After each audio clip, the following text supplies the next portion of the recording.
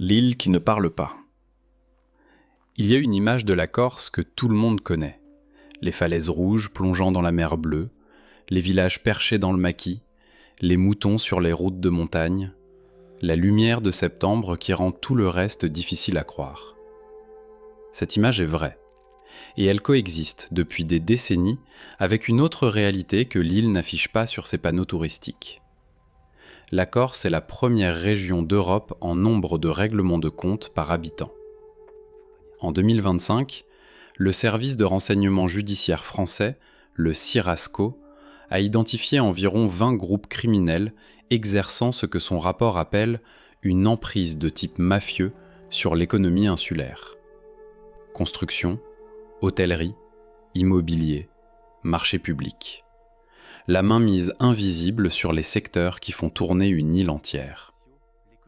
Mais ce rapport ne dit pas ce que cette mainmise fait à un homme. Pas le chef de clan dont on connaît le nom. Pas le juge d'instruction qui reconstruit l'organigramme en sens inverse. L'homme du milieu.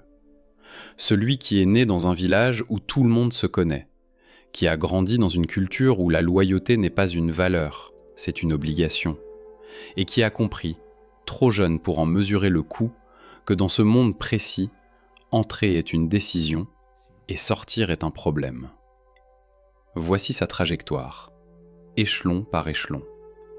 Ce que la mafia corse fait vraiment à un homme, et ce que le silence coûte à ceux qui le gardent toute leur vie. Échelon 1. L'enfant du village. Avant tout.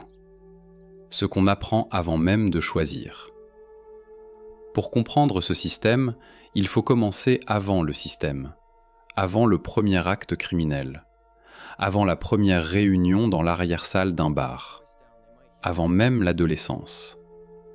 Il faut commencer dans un village de l'intérieur, un nom de famille qui existe là depuis 3 générations, des cousins partout, un grand-père qui parle peu mais qu'on respecte sans qu'on t'explique pourquoi. Un oncle dont l'activité précise n'est jamais nommée à table, mais dont la voiture est plus belle que celle du maire. La Corse n'est pas la Sicile. Son crime organisé n'a pas la structure pyramidale formelle qu'Hollywood a popularisée. Il est horizontal, clanique, fondé sur la géographie et le sang. Ce n'est pas une organisation qui recrute, c'est un tissu qui existe depuis avant ta naissance et dans lequel tu grandis comme tu grandis dans une religion, par absorption progressive, par imitation, par appartenance avant d'avoir eu la capacité de choisir autrement. Ce que l'enfant apprend avant tout, c'est le silence. Pas comme une règle explicitement énoncée, comme une atmosphère. Certaines choses se passent, certaines choses ne se disent pas. Pas à l'école, pas aux gendarmes, pas aux étrangers. Et étrangers ici, ça commence à 20 km du village. Cette éducation au silence est la fondation sur laquelle tout le reste se construit. Et elle se transmet si tôt, si naturellement, qu'au moment où le garçon devient un homme capable de choisir, le silence est déjà une seconde nature. Il ne l'a pas choisi, il l'a hérité. Et dans cette île, l'héritage se porte longtemps avant qu'on réalise ce qu'on porte. Échelon 2. Le guetteur, le coursier, le passeur. Les premières années. Faire les petites choses. Le premier service rendu n'a pas de nom. Un ami d'un cousin qui a besoin de quelqu'un pour garder une voiture garée. Ne pas bouger. Regarder la rue. Envoyer un message si quelque chose change. Rien de plus. 50 € pour une soirée.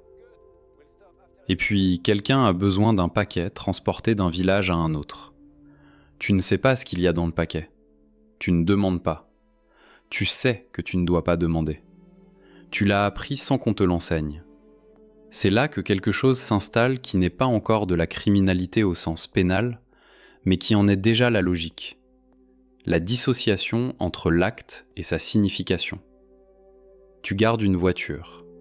Tu transportes un paquet. La question de ce que ces gestes signifient dans l'architecture plus grande ne se pose pas, parce que la poser serait déjà une forme de trahison, et la trahison dans ce monde n'est pas un manquement éthique abstrait, c'est la chose la plus concrète qui existe. Tout le monde sait ce qu'il arrive à ceux qui trahissent. Pas parce qu'on te l'a dit, parce que tu as grandi en sachant. Ce stade produit quelque chose d'important dans la biographie de l'homme qui le traverse. La première dette. Pas financière, une dette de discrétion. Tu sais quelque chose, et ils savent que tu sais. Et cette réciprocité, cette connaissance partagée, c'est le premier fil du tissu qui ne se défait plus facilement. Échelon 3, le collecteur, le racket, l'économie du respect. À un moment, les petits services deviennent une fonction. Et la fonction la plus ancienne dans ce système, celle qui précède le trafic de drogue, précède tout le reste, c'est le racket. En Corse, on l'appelle parfois l'antipresa, la protection. Un restaurateur dans un village touristique reçoit une visite. Un commerçant à Ajaccio reçoit une demande de rendez-vous. Un entrepreneur qui vient de décrocher un marché public reçoit un appel téléphonique de quelqu'un qu'il connaît de vue depuis 20 ans. La proposition est toujours la même dans son fond, variable dans sa forme. Ici, ça ne se passe pas seul. On s'arrange. Ou on ne s'arrange pas, et alors les choses se compliquent. Le collecteur n'est pas le décideur, il est l'interface. Il explique, il négocie, il encaisse. C'est un travail de relation, dans le sens le plus précis du terme.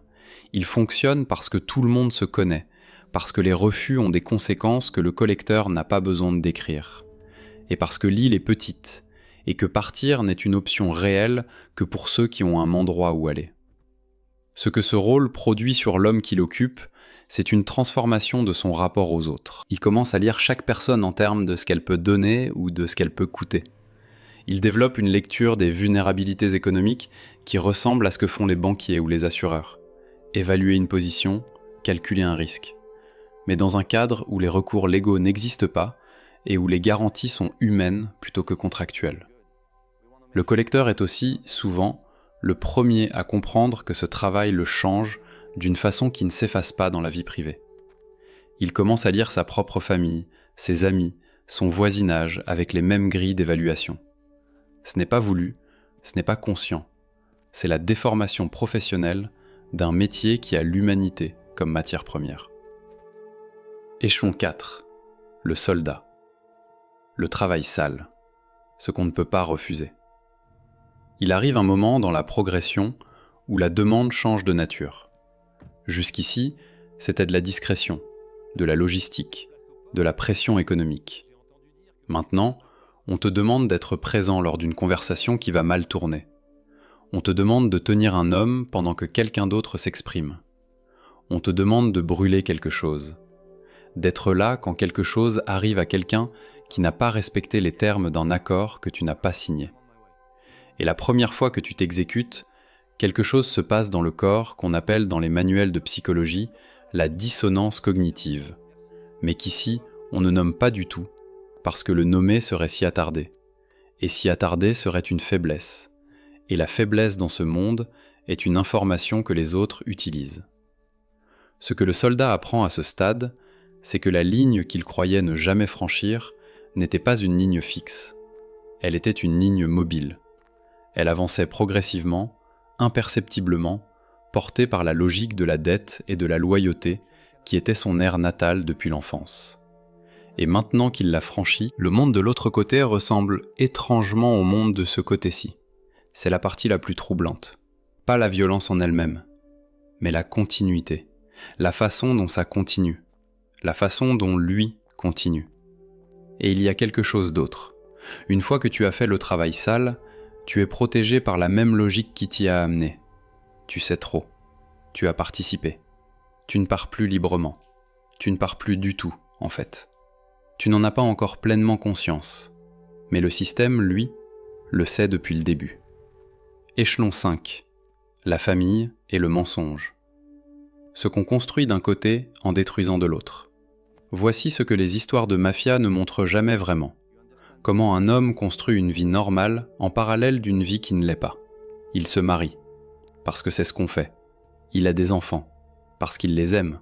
Il achète une maison, parce que l'argent rentre. Il va aux fêtes de village, aux enterrements, aux baptêmes. Il est présent, affectueux, généreux. Il est un bon fils, un bon père, un bon voisin. Et tout ça est vrai. La vie familiale n'est pas une couverture. C'est une réalité parallèle et sincère qui coexiste avec l'autre sans les deux côtés se touchant explicitement, gérée par un talent de compartimentalisation qui n'est pas appris, mais nécessaire, et qui se développe comme un muscle à force d'être sollicité. Sa femme sait et ne sait pas. Elle sait que l'argent vient de quelque part qu'elle ne demande pas. Elle sait que certains noms ne sont pas mentionnés à table. Elle sait que le téléphone ne doit pas être touché. Et elle sait, dans le registre qui précède la conscience explicite, que poser certaines questions clairement changerait quelque chose d'irréversible dans leur vie. Alors elle ne les pose pas. Et lui ne les lui permet pas. Et ensemble, ils maintiennent une fiction qui est aussi une vérité. L'amour est réel. Les enfants sont réels. La maison est réelle. Sur une fondation qu'aucun des deux n'a jamais formellement examinée.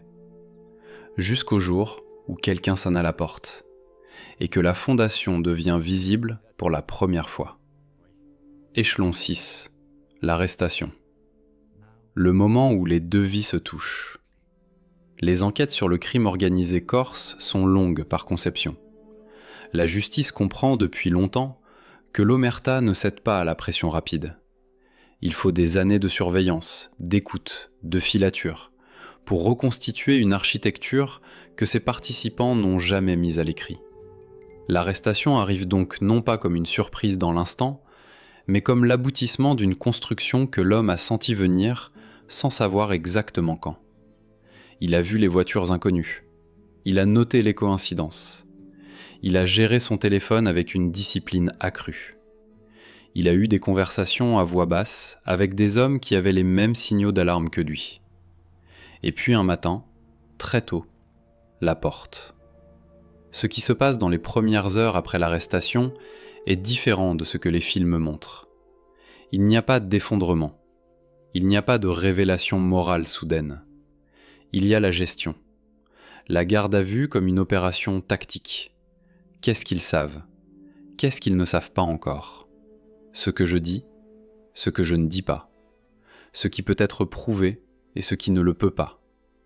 Et entre les cycles d'interrogatoire, dans les quelques minutes où il est seul dans la salle, la pensée qui revient n'est pas son propre sort. C'est sa femme. Ses enfants à l'école aujourd'hui qui ne savent pas encore. Son père dans le village qui va apprendre par quelqu'un d'autre. La honte. Pas pour lui-même, ou pas seulement, mais la honte pour eux, qui n'ont rien fait et qui vont quand même payer. Échelon 7. La prison et l'omerta. Tenir. Le prix du silence au sens littéral. La prison, pour un homme du milieu corse, n'est pas la fin du système. C'est une partie du système. Il ne parle pas. Pas parce qu'il a peur physiquement, bien qu'il aurait tort de ne pas avoir peur. Mais parce que parler est une rupture identitaire plus profonde que n'importe quelle peine. L'omerta n'est pas d'abord une règle imposée de l'extérieur. C'est une valeur intériorisée depuis l'enfance. Parler à la police, témoigner contre un des siens, c'est devenir quelque chose que le village, la famille étendue, l'île entière nommera d'un mot qui ne s'efface pas. Traître. Et dans ce monde précis, la réputation n'est pas sociale, elle est structurelle. Ta famille vit dans ce village. Ton nom porte ce que tu as fait. Et les générations qui viennent après toi portent aussi ce que tu as fait. Alors il tient. 2 ans, 5 ans, parfois davantage. Il gère la prison avec la même logique qu'il a géré la rue. Cartographier les alliances, éviter les dettes, maintenir une posture qui ne convie pas à tester. Et dehors, sa famille tient aussi. Sa femme élève les enfants seuls. Elle reçoit de l'argent, les clans paient les familles de ceux qui tiennent. C'est un contrat implicite, une des rares obligations que ce monde respecte avec constance. Tu tiens. Les tiens sont pris en charge. Tu parles. Les tiens deviennent vulnérables. Le système est simple. Il est brutal dans sa simplicité. Et il fonctionne. Échelon 8. Le retour. Sortir de prison et trouver que le monde a continué sans toi. Il sort, plus âgé, plus calme en surface, avec quelque chose dans le regard que ceux qui ne sont pas passés par là interprètent comme de la sagesse, et qui est plutôt la trace de plusieurs années à gérer un environnement fermé avec les seuls outils qu'il a. Il rentre dans le village. La maison est toujours là. Sa femme est toujours là. Les enfants ont grandi d'une façon dont il n'a pas été témoin. Son fils aîné, qui avait 9 ans quand il est entré, en a maintenant 14 et le regarde avec les yeux de quelqu'un qui a construit une version de son père dans son absence et qui ne sait pas encore quoi faire de l'homme réel qui vient d'entrer dans la cuisine. C'est ce décalage-là, pas la peine, pas la prison, mais ce regard de son fils qui produit quelque chose que les 5 années d'incarcération n'avaient pas produit. Une douleur qui n'a pas de vocabulaire opérationnel. Une douleur qui n'est pas gérée par la discipline ou le silence. Une douleur qui est simplement là, dans la cuisine, devant un café, en regardant un garçon de 14 ans apprendre à ne pas montrer ce qu'il ressent, comme son père, depuis l'enfance. Le cycle. Échelon 9. Le capot. Le pouvoir et la solitude qu'il fabrique. Les années passent. Il reprend sa place. Une place plus haute. Ceux qui étaient au-dessus de lui ont été arrêtés. Certains sont morts. La recomposition que le Sierrasco documente en 2025 s'est produite autour de lui pendant qu'il était à l'intérieur. Et son silence, son maintien, sa fidélité, toutes ces choses qui n'ont pas été choisies librement, mais qui ont été maintenues coûte que coûte, lui ont donné une autorité que 10 ans de travail libre n'auraient pas produite. Il gère maintenant. Pas avec les mains, avec des mots, des décisions, des silences calculés. Il sait quelle demande satisfaire et quelle laisser en suspens. Il sait quand la menace implicite suffit et quand elle doit être suivie d'une démonstration. Il sait lire les hommes autour de lui, leur loyauté réelle, leurs loyautés affichées, l'écart entre les deux, avec une précision que 20 ans dans ce monde ont rendue aussi automatique que la respiration. Et dans cette position, une chose étrange se produit. L'isolement. Pas la solitude des débuts, quand il était seul à tenir en prison. Une solitude différente. Celle du pouvoir sans confiance. Il ne peut plus parler librement à personne parce que chaque conversation est interprétée à travers le prisme de ce qu'il représente. Chaque homme autour de lui dit ce qu'il pense que le capot veut entendre. Et lui, qui a appris à lire les hommes depuis l'enfance, sait exactement ce qui se passe et ne peut rien y faire. Le pouvoir corse est un pouvoir solitaire. Il s'exerce dans des pièces où les murs ont des oreilles et parmi des hommes dont la loyauté est toujours conditionnelle à quelque chose que ni eux, ni lui n'ont formellement énoncé. 10. La vendetta. Quand le système se retourne. La vendetta n'est pas un mythe romantique. C'est un mécanisme de régulation des conflits dans un système qui n'est pas accès aux tribunaux. Quand un accord est rompu entre clans, quand quelqu'un trahit, quand quelqu'un prend ce qui ne lui appartient pas, il n'y a pas de contrat à résilier, pas d'arbitrage à demander, pas de recours institutionnel d'aucune sorte. Il y a la réponse. Et cette réponse, un jour, arrive. Pas toujours comme il l'anticipait, pas toujours contre lui directement, parfois contre quelqu'un qui lui est proche, un cousin, un associé. Un homme dont la mort n'est pas une vengeance pour ce qu'il a fait, mais une communication adressée à lui sur ce que l'autre clan est capable de faire. Ce moment-là, qu'il s'agisse d'une mort, d'une tentative, d'un incendie, d'une disparition, ce moment produit dans la chronologie intérieure un avant et un après que rien d'autre dans la trajectoire n'a produit aussi nettement. Parce que jusqu'ici, la violence était quelque chose qu'il exerçait, ou organisait, ou cautionnait. La subir, dans sa direction, contre les siens, ça change la nature du calcul. Ça rend soudainement concrète la vérité qu'il connaissait en théorie depuis l'enfance. Dans ce monde, personne n'est protégé par sa position. La position est précisément ce qui rend vulnérable. Plus tu as, plus tu représentes. Plus tu représentes, plus tu es une cible. Et la seule protection efficace est la même chose qui crée le risque. La force, la peur, et les alliés qui ont encore plus à perdre que toi si ta position s'effondre. Échelon final, le prix du silence. Ce que ce mot coûte vraiment. Il y a une question que personne dans ce monde ne pose à voix haute. Elle existe dans le silence entre les conversations. Elle existe dans les nuits qui ne finissent pas. Elle existe dans le regard de son fils devenu adulte qui a construit sa vie le plus loin possible de l'île et qui appelle rarement. Cette question c'est « Est-ce que j'aurais pu choisir autrement ?»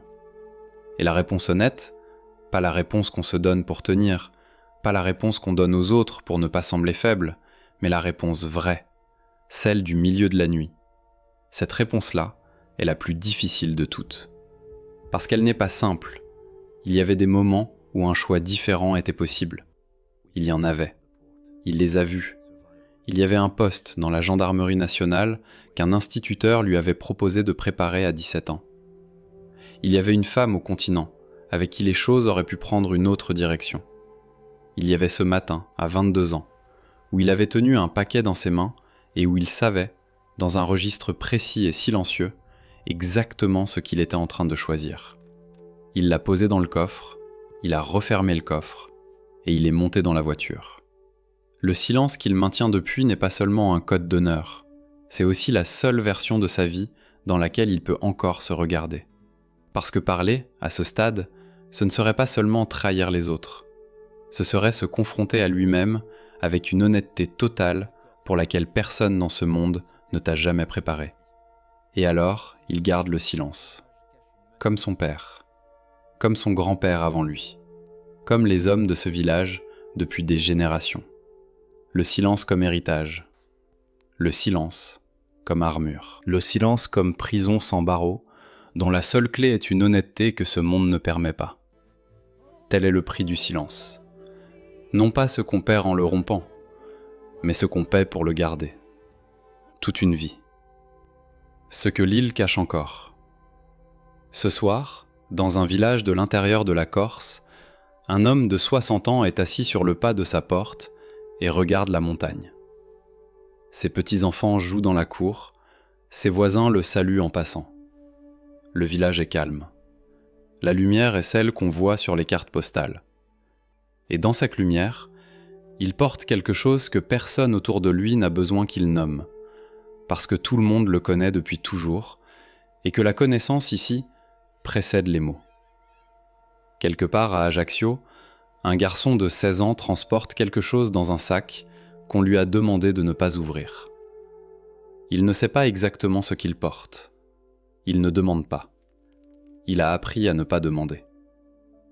Et quelque part dans un palais de justice parisien, un magistrat spécialisé dans le crime organisé reconstitue à rebours une architecture que 20 équipes criminelles ont passé des décennies à construire, en ne laissant aucun document, aucun enregistrement, aucune preuve écrite de quoi que ce soit.